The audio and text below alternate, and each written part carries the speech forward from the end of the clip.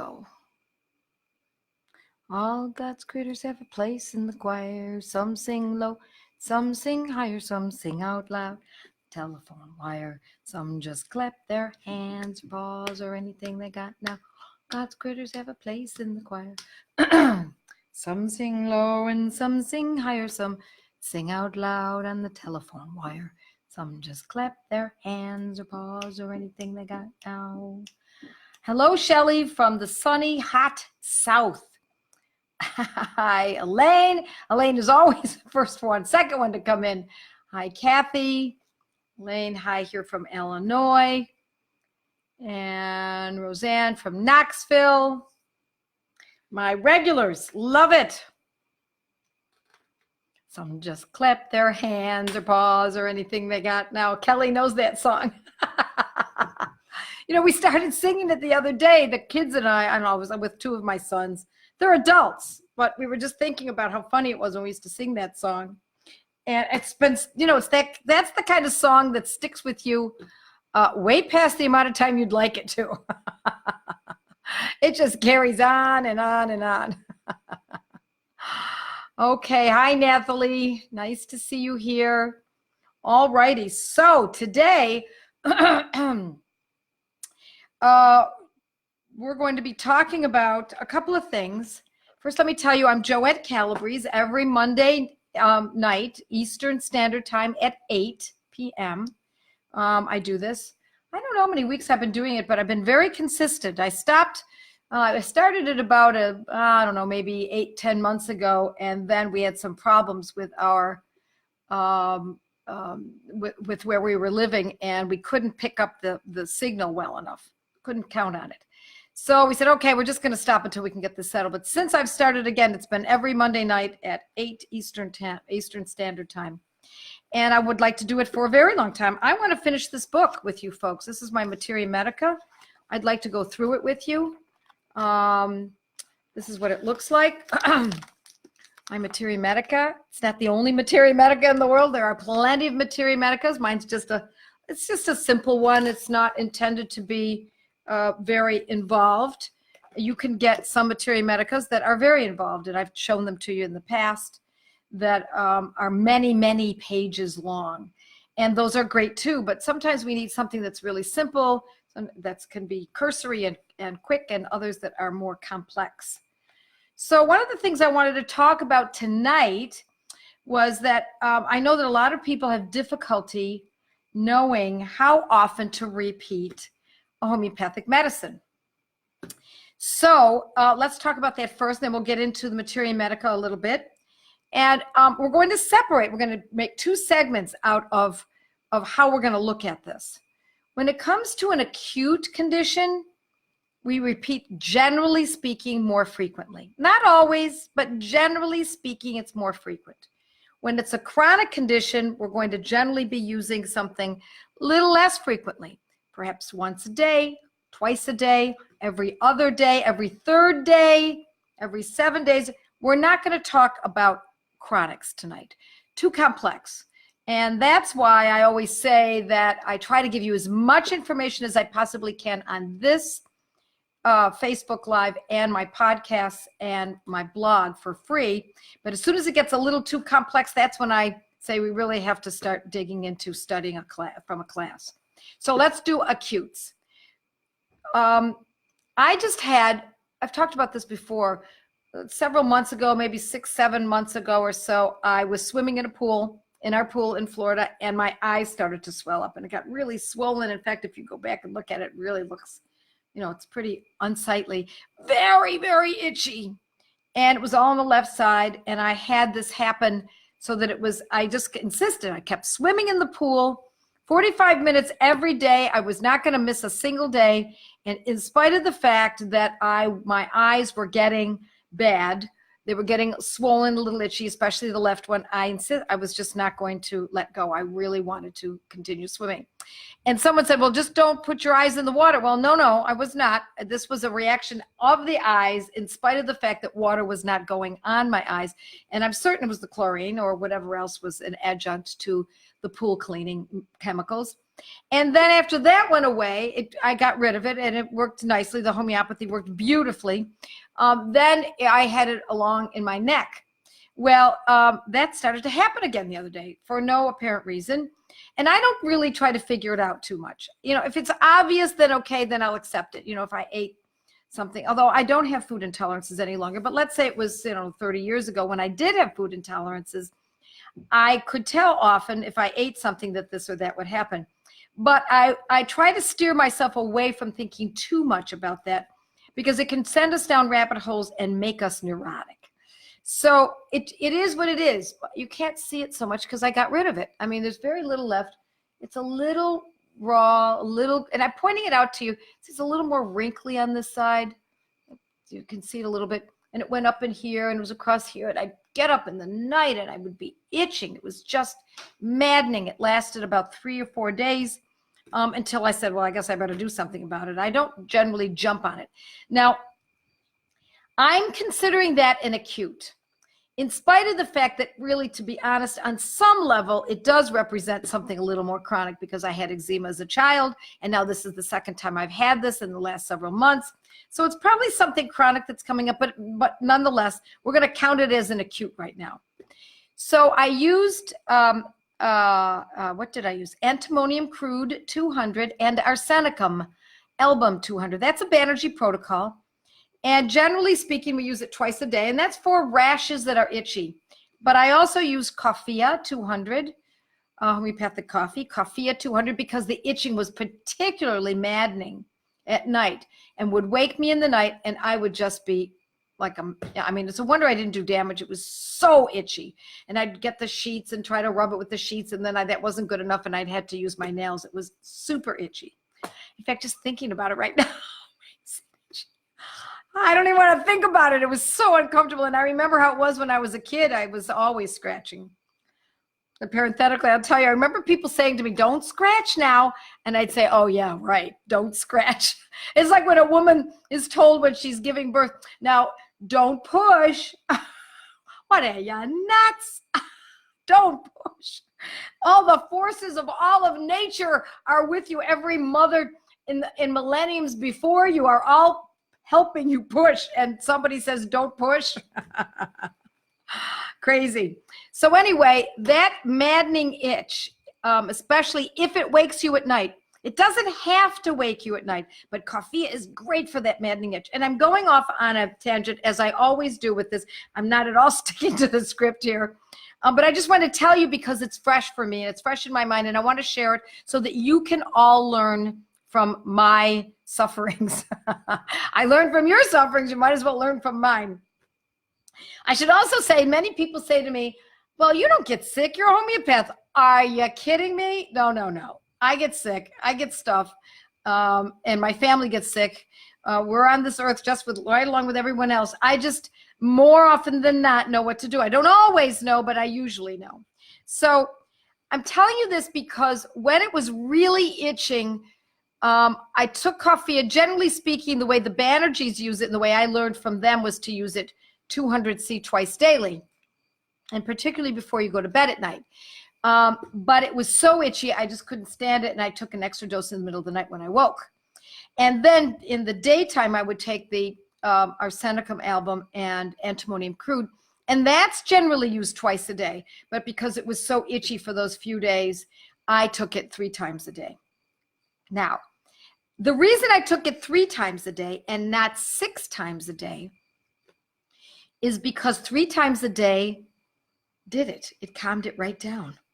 So we're always looking for that tipping point. At what point can we say, I take the medicine and it's acting? I'm not thinking about it anymore. I can get to my tasks and my duties for the day.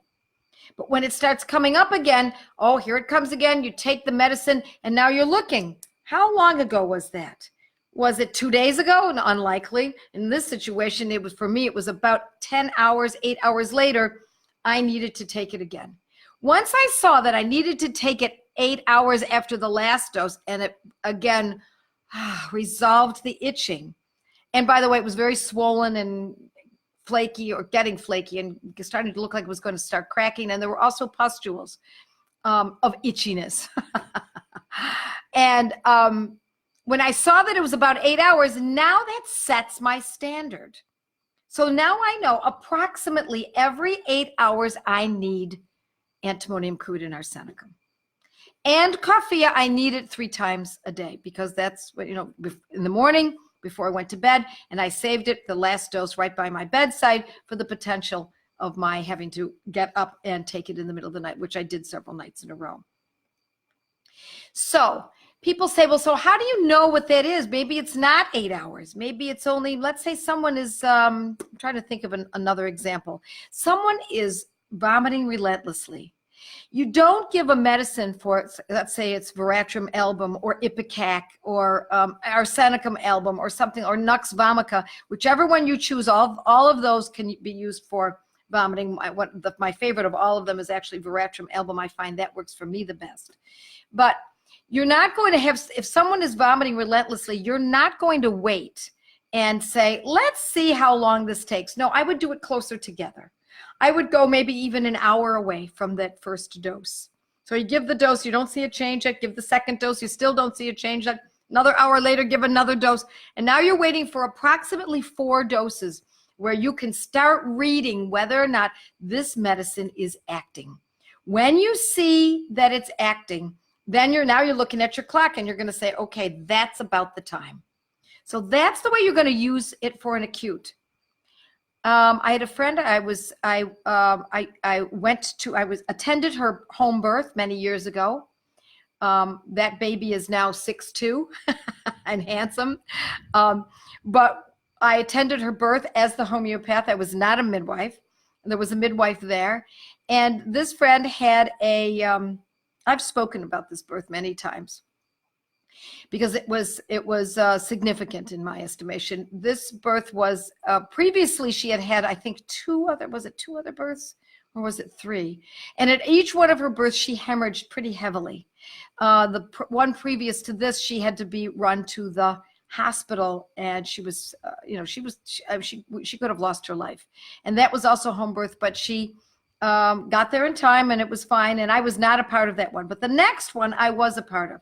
And so there was the concern of about hemorrhaging. And so when she gave birth, I was poised. I was right there to help her. And for her, the medicine was pulsatilla. Now, I don't necessarily think of pulsatilla as a hemorrhaging medicine, but it was such a great medicine for her all during that pregnancy, as it often is. Pulsatilla is a great pregnancy medicine. And in those days, I was classical, so I was always looking for the psychological aspect of it, and this person was hardly pulsatilla. But for the fact that when she was pregnant, she did act very pulsatilla-like. And if any of you've studied classical homeopathy, you know that what that means is that they're gentle and sweet and kind of a little on the needy side, but it's a very flirtatious and lovely way of being needy. And that was generally not her disposition. But during this pregnancy, she became that way. It was an interesting behavioral switch to behold. So at any rate, when she started to, once she gave birth, the placenta was not yet birthed. The baby was born, and she started to bleed. And it was not just a little bit, it was pretty heavy. And so I gave her pulsatilla instantly. And within, I'm going to say, it's hard to remember these things. It was so long ago, 25, 26 years ago. And also at the time, you're not even thinking that way. You just want to take care of your friend. And she started to bleed very heavily, and I gave her the pulsatilla. And I'm going to guess, according to my memory, that it was about 30 seconds and the bleeding ceased. I mean, it ceased.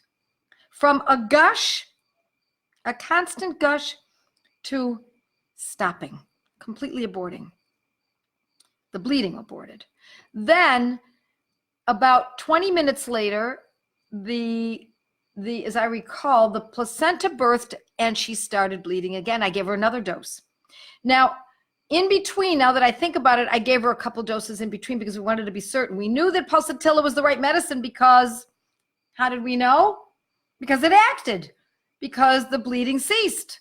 And so I used it a few times. So I'm going to say I've used it probably about every 15 minutes. And then once the bleeding started again after the placenta had birthed, I used it again. And we used it probably 2 or 3 more times after that over a period of about 2 hours. And that was the end of it. Now, when I finally left her home many hours later, of course, she had the pulsatilla there because should it present again, she would need it again. And depending on how severe the condition is, severe condition meet with more intensity of how frequently you're going to use that medicine. By the way, it was pulsatilla 200, should anyone be interested in knowing. So when it's a severe condition, you're going to give it more frequently. I'm also thinking of my father, who had what we believe was either a stroke or cardiac arrest several years ago, and I administered aconitum 200 I'm going to say it was every 5 minutes, something like that, because it was severe. We wanted that medicine to act. We didn't want to take any time in between. We're not worried about proving.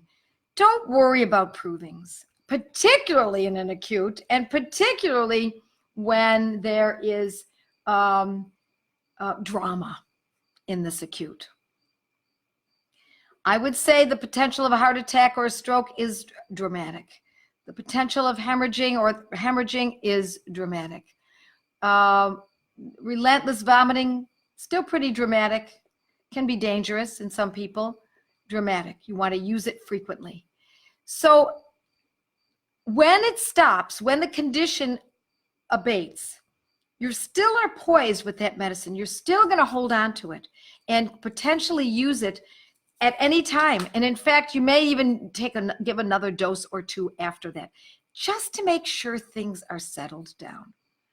Now, we're not going to do that with a chronic condition or a chronic protocol, but we are going to do that with an acute. I'm trying to think of something else. Headache pain. By the way, we're putting together a pain course. It's going to be really in depth. I'm sure you're going to love it if you're at all interested in my courses. It's going to be pain, and we're going to start with head pain, etc. But head pain, migraines, don't wait 3 hours to give a second dose. No. Every 15 minutes. If it's severe enough, if it's just a little pain in the head, then that's something else. Then you can wait an hour or 2 before you give the next dose. But when it's extreme, you want more extreme measures, so more frequently. And remember this energy meets this energy so that you can really undo it and drop it. It's a good image so that you can remember how to employ this. So migraines can be something in which you're going to use it more frequently. Menstrual cramps that are very, very trying. Don't wait 4 hours to give it again or twice a day. Of course not. You're going to use it every 15 minutes if it's really severe. You can use even Mag-Phos. When we put Mag-Phos, as I often call Mug-Phos, you put it in hot water and you sip it. You're going to sip it every 30 seconds. So I know you want to know more about these, and I don't want to go in too great depth because I haven't even started on today's remedy. But I've written about most of this on my blog. So if you dig around, I know you'll find it. All right. So today we're going to talk about Calcarea sulfurica, or otherwise known as calc sulf. Calcarea, C-A-L-C-A-R-E-A, sulfurica, S-U-L-P-H-U-R-I-C-A, or calc sulf. It's a cell salt, folks. C-E-L-L, salt, S-A-L-T. It's a cell salt. It's one of a category of 12 homeopathic medicines. They're just a subcategory of homeopathy. They're really not that much different in many ways from all the other homeopathic medicines. But we like to categorize if we possibly can because we have so many homeopathic medicines. Some say there are 6,000, some say there are less than that, some say there are more than that. So there are 6,000, let's say it's 6,000 homeopathic medicines available on the market. We like to be able to categorize them to make it easier to learn them and study them and utilize them. So it is sulfate of lime. That's all it is. And it is the keynote is secretions, coughs, and ulcerations. But my favorite use for this medicine is for infections of the bone. And I know that people think infections of the bone. Who has infections of the bone? That's not something we get very often. But I have to tell you that in my practice, and I'll be teaching this in my dental course, which is also coming up, which is going to be probably an adjunct to the head pain course. I see a lot of cavitations. I don't actually see the cavitations. I do look at the x-rays. I'm always interested in that. I send folks to biological dentists so that they can get a very good x-ray reading and get a sonogram. And I'm finding that these cavitations are downright ubiquitous. So I don't want to go too deeply into it, but I'm going to urge you to get online, look up cavitations, and they are much more common than we all have been led to believe. I don't know if we're being led, but than we might believe. And so I like this medicine, Calc Sulf, and I like it in a 3X for, is it 3X that I use it in? 3X. If I'm wrong, we're going to correct it tomorrow or tonight, but I'm pretty sure it's 3. So Calc Sulf 3X, not 3C. And that is used twice daily for bone infections. Now, see, I'm not the only one. We have others, and it's actually not even my primary medicine for cavitations or osteomyelitis or bone infections, but it is one that we can use that's in our arsenal of choice. So I also like it for relentless colds. People get colds over and over and over, or a very long cold. Now, a lot of times I tell folks if it's a cold, and I've talked about this on my blog, I like to use sulfur 30. That's great for a cold that just lingers and lingers and lingers. Now, don't think for a minute that a cold that lingers is a week, because that's about how long a cold generally lasts, 7 to 10 days. But if a cold lingers 2, 3, 4 weeks, then we know that it's going to be either sulfur 30, or the other possibility is this, Calcarea sulfurica. Interestingly, the reason I believe that it's either one or the other is because they're very closely related. They are both sulfur-related medicines. So we would use it in that same fashion in a 6 or a 3. You can normally find it in 6 more readily in the US. In a 6 or a 3 is just fine. And then we would use it, say, twice daily. It's also also for persistent mucus conditions, especially when the mucus conditions are related to a cold or an infection of some sort. Let's see what else we've got here. Oh, it also helps prevent the formation of pus and mucus irritation. I'm reading directly from my Materia Medica. For this reason, it can be used for osteomyelitis, inflammation of the bone marrow, typically at the result as the result of an infection and dental infections near or on the bone. I also like it for, it's a remedy for extractions that are excretions, that have yellow discharge. So if there's an infection with a yellow discharge, if the acne has a clearly yellow discharge, that is often something we want to consider. If the mucus that is coughed up from that cold is yellow, then that is a very good possibility. Conjunctivitis, that's, eye infections, if there's a yellow discharge, there can be a kind of a discharge around the eyes. If it's yellow, this is the medicine we think of. One of my sons had conjunctivitis when he was, actually it was his first birthday, now that I think of it. And I was just learning about homeopathy, and I don't remember whether or not I used Calc Sulf. I don't think I knew enough to do that, but that would have been the perfect time. And you would not use this twice a day for conjunctivitis.